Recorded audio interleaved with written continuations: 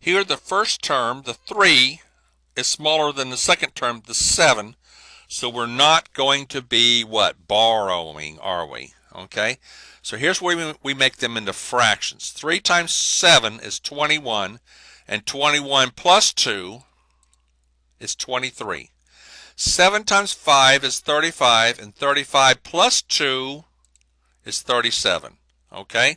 Now these are now fractions. They are not like fractions. Okay? When you subtract these, we're going to have a 35 for a denominator, right? Write them up here. Write 35 for the denominator. Okay?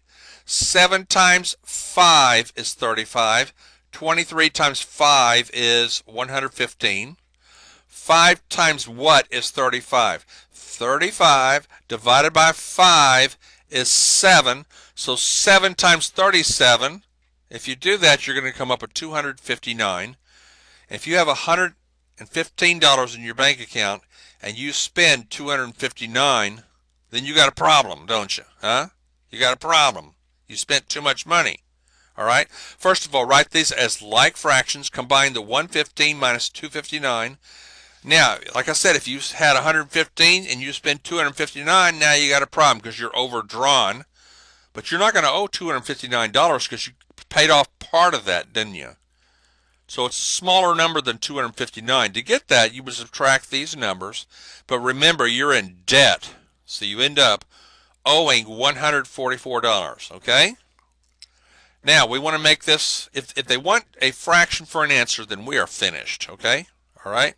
But if you want this as a mixed number, and we started off with mixed numbers, probably want to end up with a mixed number.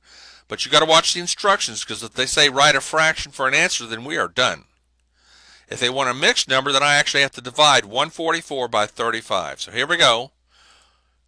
Top in, bottom out, Tybo it. It's going to go 4 times. 4 times 35. Now here's a little trick. What's 2 times 35? What's 35 plus 35?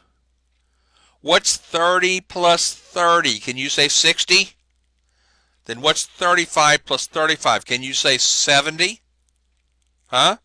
70 is 35 times 2.